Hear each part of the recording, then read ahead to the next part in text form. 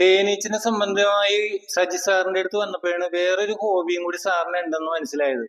അപ്പൊ ഇവിടെ എന്താ ഓടക്കുഴലുകളൊക്കെ ഉണ്ടാക്കി സാറ് വിൽപ്പന നടത്തുന്നുണ്ട്.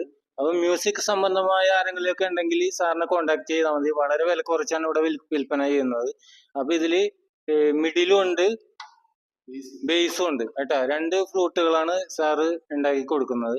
അപ്പൊ സാറിന്റെ 2 വരി പാട്ടുകളും കൂടി നമുക്ക് കേൾക്കാം.